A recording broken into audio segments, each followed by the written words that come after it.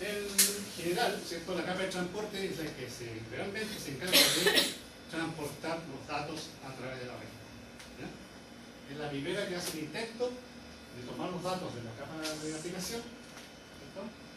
Que ya viene segmentado, ¿cierto? Y él le agrega entonces las dos direcciones de puerto, que es el puerto destino y el puerto origen. Y cuando viene también el paquete de vuelta, o sea, de abajo hacia arriba, que tiene que ser capaz de remover el encabezado, ¿cierto? Para pasarle el segmento de forma limpia a la capa de aplicación.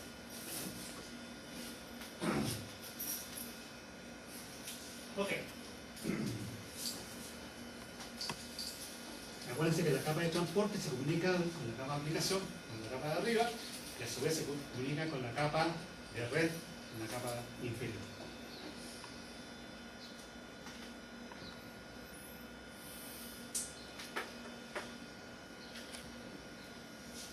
Ok, en la capa de transporte entonces, él tiene que saber, ser capaz, ¿cierto?, de transferir los datos al mundo exterior.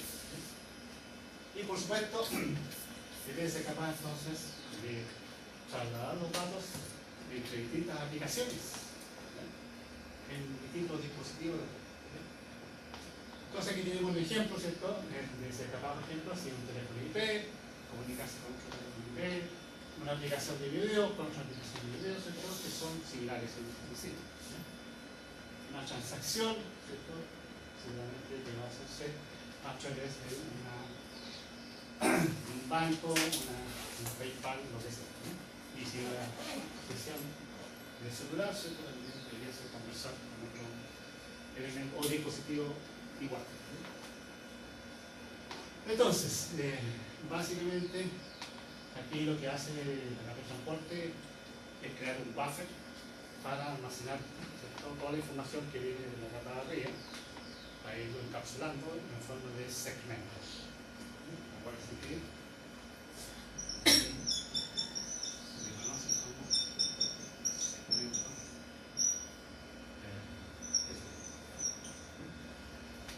Bueno, pueden ser dos tipos de.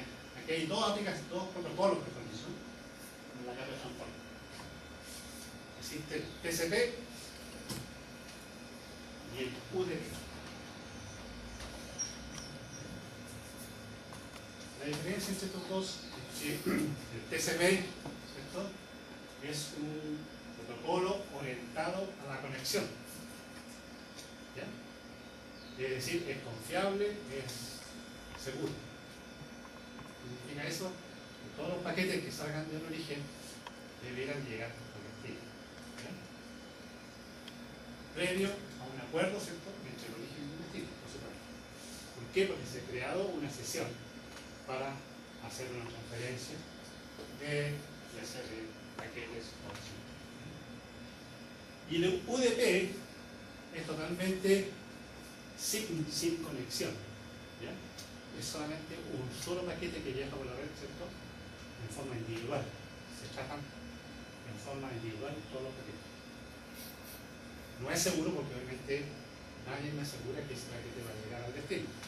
Por eso que se llama UDP. O sea, hay que diferenciar, ¿cierto? Si yo quiero tener un enlace confiable, tengo que usar TCP. Si quiero usar un enlace no confiable, quiero usar UDP. Entonces, hay aplicaciones que requieren TCP y otras aplicaciones que requieren UDP. ¿Ya? Por ejemplo, entre todas estas que están acá, ¿cierto?, casi todas son TCP. Por ejemplo, el Telnet, ¿cierto?, necesito que sea orientada a la conexión. El FTP también necesito que sea confiable. El SCP, el SCP no es necesario que sea confiable. ¿Por qué? Porque si el paquete no llega, es una simple petición, ¿cierto?, que se hace en broadcast. Entonces, si esa petición no llega, vuelvo a intentar nuevamente. Solo es tan simple como eso. Lo mismo que el DNS, ¿no?, también es un DNS. ¿Por qué? Porque si hace la consulta a un servidor DNS y esa consulta no responde, vuelvo a intentar nuevamente. No hay ninguna. Pero ya la aplicación HTTP tiene que ser TCP, porque obviamente todas las transacciones web hoy en día que se hacen a través del comercio electrónico te hacen vía HTTP, obviamente HTTPS. Lo mismo para el correo electrónico, tiene que ser seguro. Nadie debiera violar, ¿cierto? O robar nuestra información. Todo esto. Bueno, este era único. Entonces, hay algunas aplicaciones que requieren solamente un solo paquete, un simple paquete para hacer una consulta, por ejemplo. Entonces ahí no se requiere TCP. Si yo requiero, ¿cierto?, una transferencia de muchos paquetes, es necesario que sea TCP. Y por supuesto que sea seguro.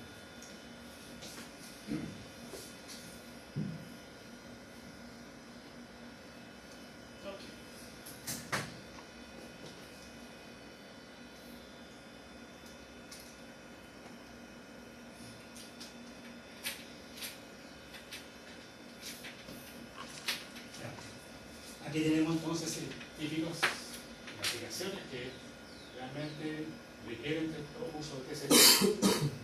En este caso tiene que ser seguro, ¿cierto? Porque es una conversación, una mensajería instantánea, páginas web.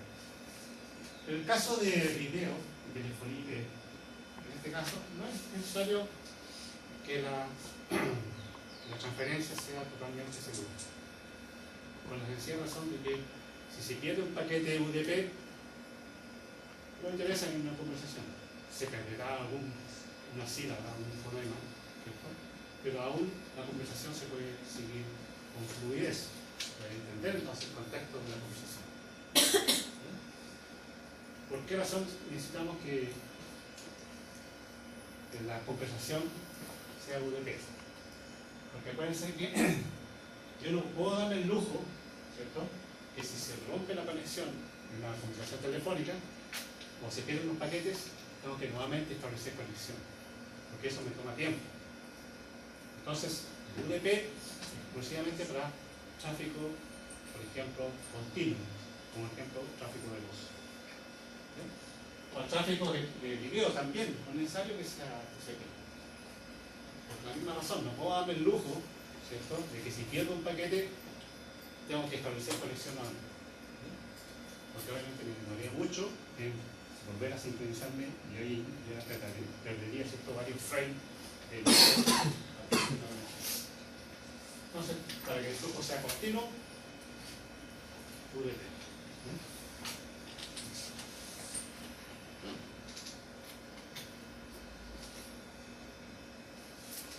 Ok, entonces la capa de transporte se preocupa de lo que se llama la multiplexing.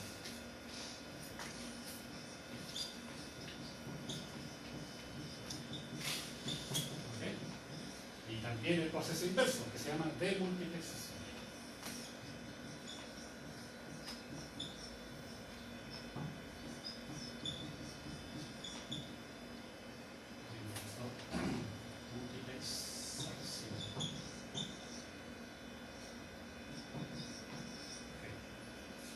Multiplexación, ¿cierto?, que es cuando yo tengo múltiples canales, ¿cierto?, y los uno en uno solo, en un solo canal. ¿Ya? Eso se llama multiplexación. Y demultiplexación quiere decir que viene el proceso inverso, que viene de abajo, ¿cierto? Y tengo que identificar, ¿cierto?, qué paquete corresponde a esa aplicación. Si viene en color verde, tiene que ir entonces, en este caso, a telefonía. Si es azul, tendrá que ir entonces a la mensajería instantánea. Si es rojo, tendrá que ir al correo electrónico. ¿Ya? Entonces, ese proceso que se llama inverso se llama demultiplexación.